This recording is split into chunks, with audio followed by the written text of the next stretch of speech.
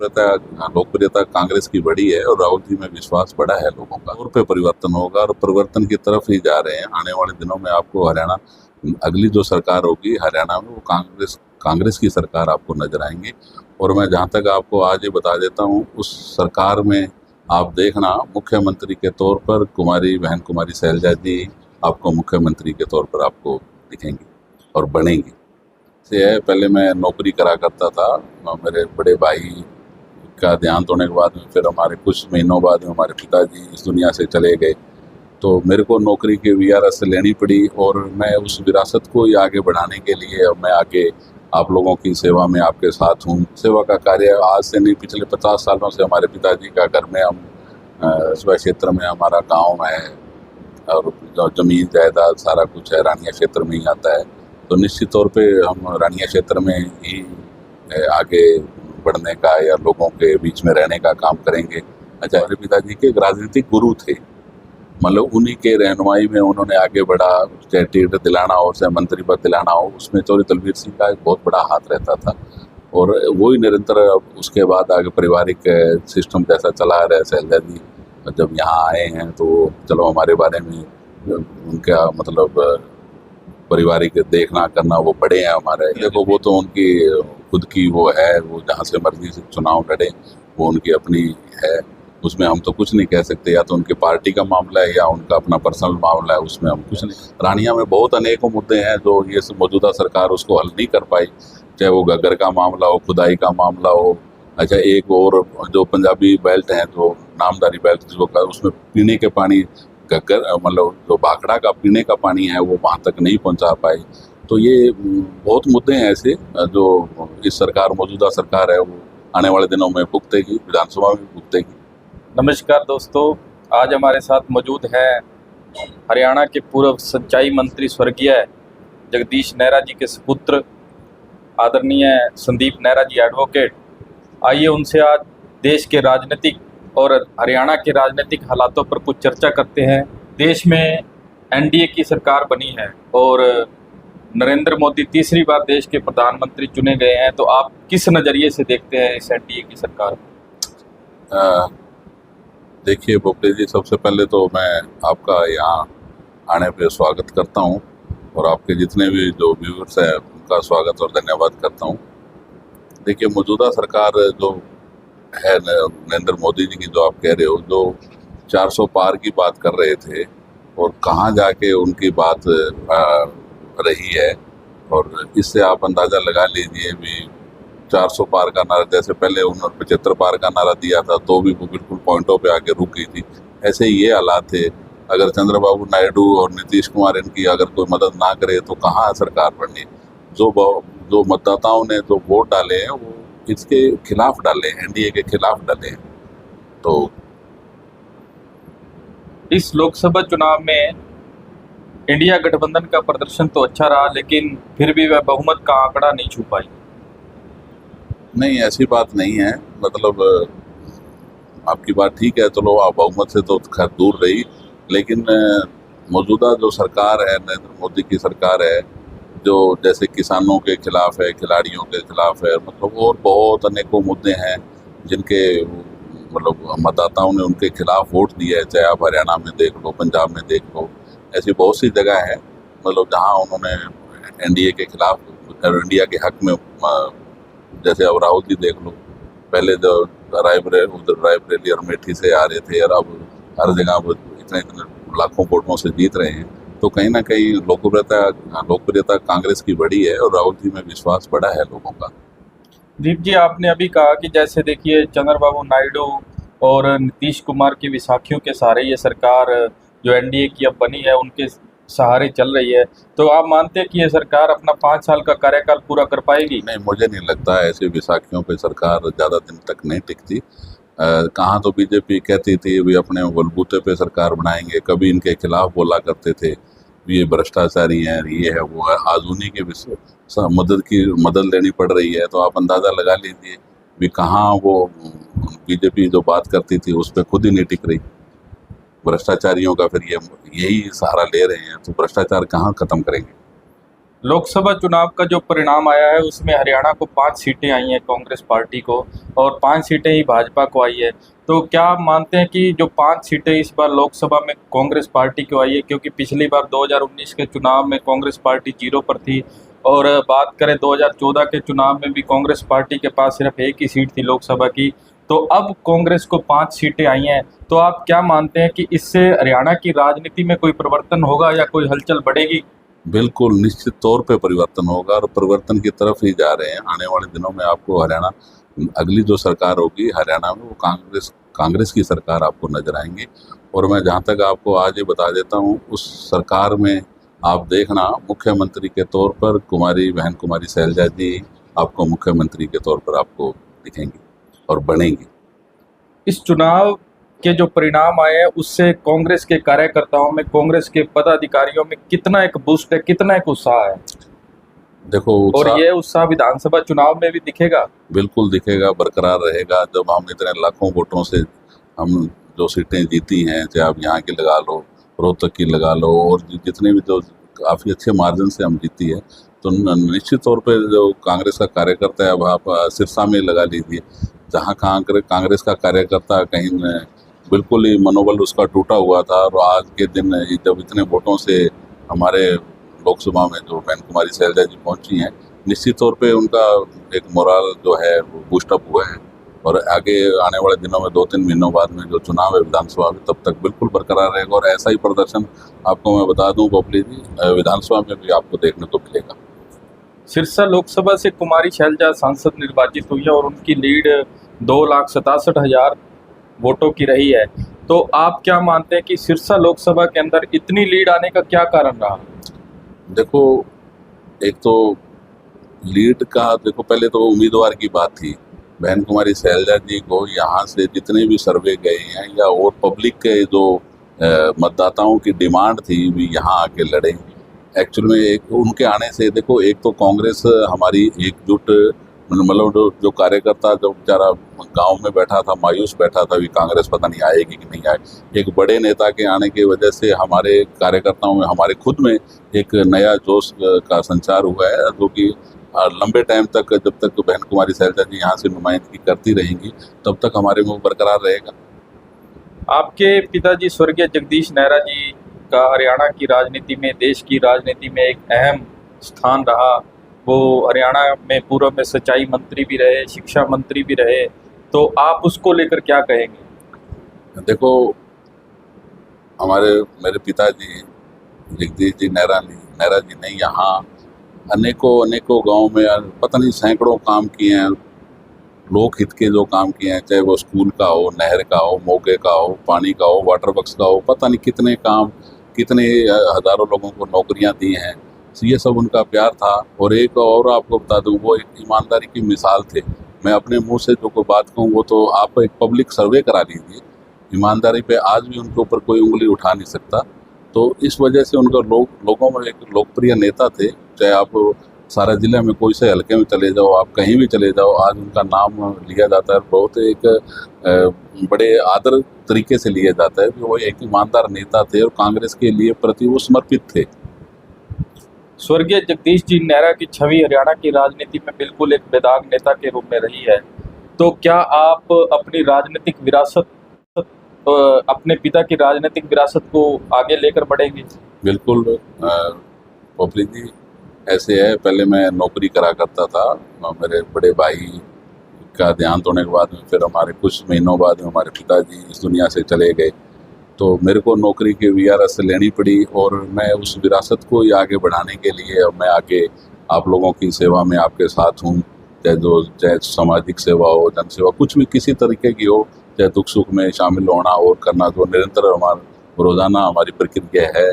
कहीं भी किसी चीज़ का पता लगता है तो हम वहाँ पहुँचते हैं। हमारे हर गांव में, हर जगह, हमारे पिताजी के बहुत पुराने साथी हैं जो हमें उनके बारे में बताते हैं, और उन्हीं की मतलब मान लो जैसे वो पुराने बड़े बुजुर्ग जैसे कहते हैं, उन्हीं की दीक्षा शिक्षा में आगे हम बढ़ रहे हैं। आपने बताया कि आप राजनीति में आने से पहले प्रशासनिक सेवा नौकरी में कार्यरत थे, तो आपको, अब आप राजनीति में हैं, तो आपको राजनीतिक में आने का कैसा अनुभव लग रहा है? देखो, वैसे तो नौकरी और राजनीति बहुत ही एक दूसरे के विपरीत हैं, लेकिन जन सेवा का कार्य आज से नहीं, पिछले 50 सालों से हमारे पिताजी का घर में हम अ, देखा करते थे, लोगों की सेवा करते थे और आने जाने वालों को चाय पानी, रोटी पानी की सेवा निरंतर हमारी जो पहले 50 सालों में चली आ रही थी, वो आज भी निरंतर जारी है और ऐसी ही हम आगे चालू रखना चाहते हैं। लोगों के बीच में हम रहना चाहते हैं।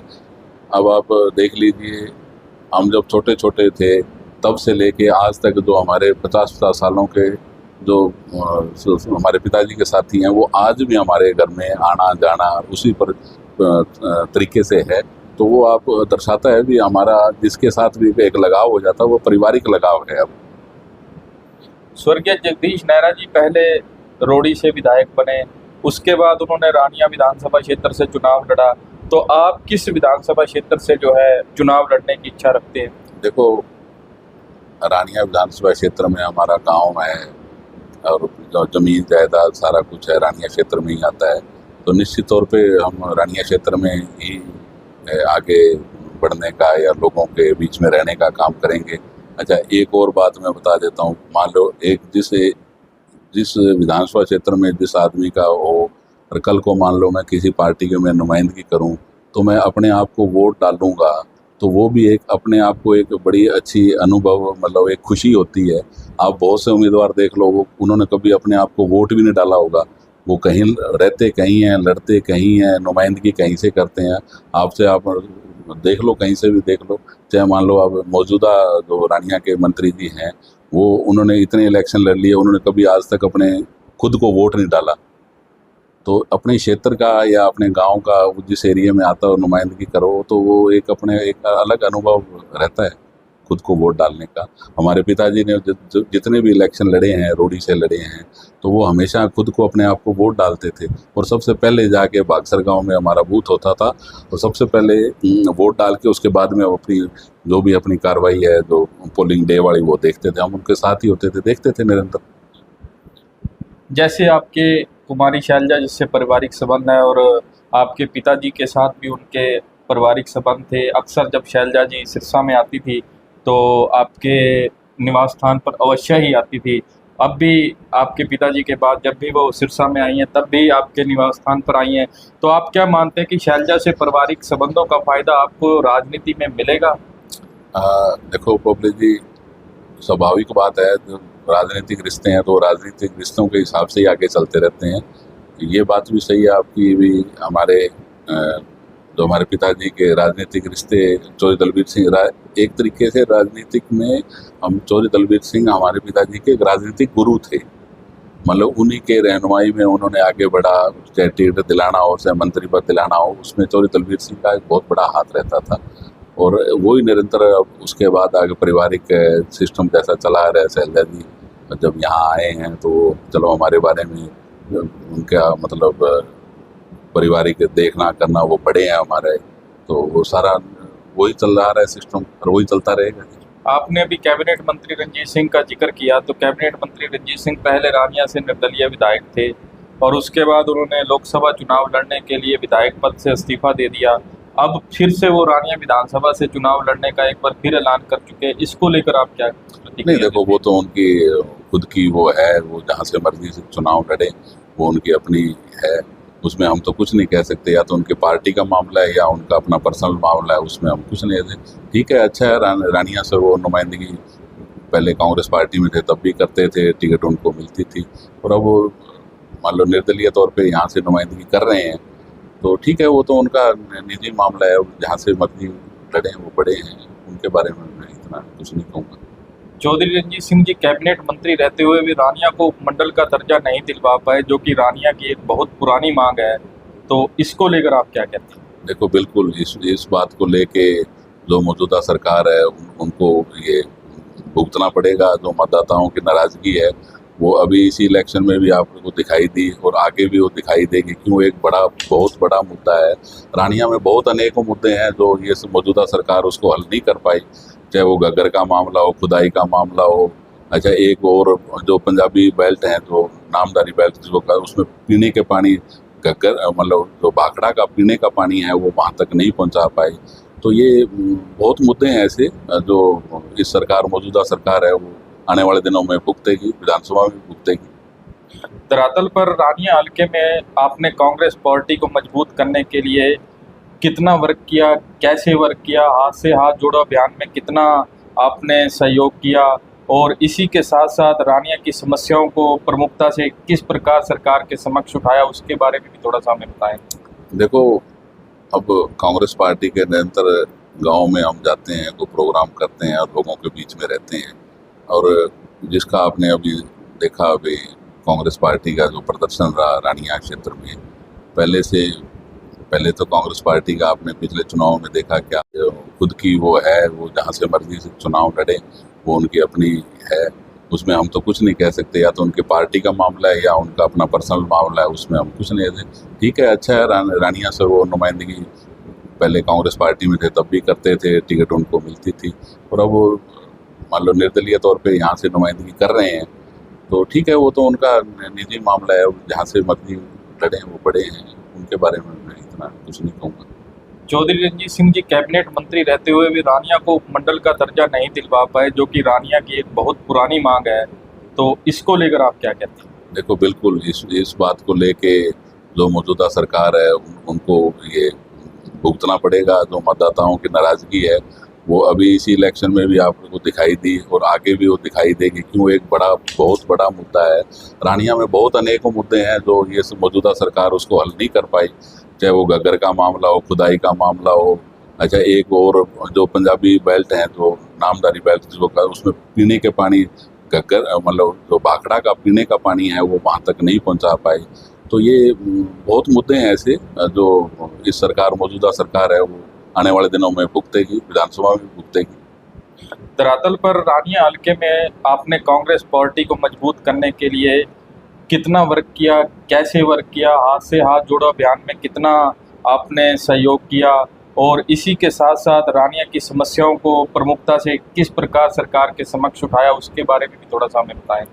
देखो, अब कांग्रेस पार्टी के निरंतर गांव में हम जाते हैं, कोई प्रोग्राम करते हैं और लोगों के बीच में रहते हैं, और जिसका आपने अभी देखा, अभी कांग्रेस पार्टी का जो प्रदर्शन रहा रानिया क्षेत्र में, पहले तो कांग्रेस पार्टी का आपने पिछले चुनाव में देखा क्या हाल था। मतलब मतदाताओं ने एक तरफ से कांग्रेस पार्टी को नकार दिया था, लेकिन अब देखो कितने, मतलब 27,500 के करीब यहाँ से रानिया क्षेत्र से जो लीड मिली है, तो वो निरंतर पार्टी की, मतलब जो उनकी नीतियाँ हैं उसमें लोगों ने विश्वास किया है, और ऐसी ही नीतियाँ जो 5 गारंटी थी और वो जो 5 न्याय थे जो राहुल गांधी जी ने दिए, वो लोगों को अच्छे लगे, और उसी पे उन्होंने, वो मतदाताओं ने मत दिया, और वो आगे भी उसी को, हम कांग्रेस पार्टी और जो बड़े नेता हैं उसी मुद्दे पे आगे काम करेंगे और लोगों के बीच में जाएंगे। रानिया हल्के के अंदर कांग्रेस पार्टी से टिकट दावेदारों में बहुत होड़ सी लगी हुई है। आप क्या मानते हैं कि आपकी कितनी उम्मीदवारी जो मजबूत है टिकट के मामले में? देखो, टिकट के मामले में तो लोगों का प्यार ही अपने आप बताएगा अभी कौन टिकट ले पाता है कि नहीं ले पाता, और या हाईकमान जिसको टिकट देगा कांग्रेस पार्टी, हम उसके साथ मजबूती से काम करेंगे। अब मैं कह दूं मेरी टिकट पक्की है और कोई टिकट पक्की है, अभी तो बहुत दिन पड़े हैं, अभी तो लोगों के बीच में रहना है, संघर्ष करना है, और आगे देखो हाईकमान किस पे विश्वास करता है। पिछले दिनों आप सांसद निर्वाचित होने के बाद शैलजा जी से दिल्ली मिले भी थे, तो वहाँ पे भी कुछ राजनीतिक हालातों को लेकर चर्चा हुई। क्या उन्होंने रानिया विधानसभा से आपको जीत का आशीर्वाद दिया या टिकट देने की कोई बात दोहराई? नहीं, ऐसे नहीं, वो तो एक शिष्टाचार के नाते ऐसे तो मुलाकातें होती रहती हैं, लेकिन प्रोग्राम अब आगे चलेंगे। विधानसभा जो चुनाव है उसके दौरान वो आते भी रहेंगे, सारा कुछ उन्हीं के नेतृत्व में हम सारे सबने काम करना है। कांग्रेस पार्टी ने जो लोकसभा के हमारे बहन कुमारी शैलजा जी है, उन्हीं के नेतृत्व में पार्टी ने यहाँ मजबूती मिलेगी, और उन्हीं के मुताबिक हमने काम करना है। धन्यवाद दोस्तों, हमारे इस वीडियो को लाइक और शेयर कीजिए। सबसे भी सभी दर्शकों का बहुत बहुत धन्यवाद।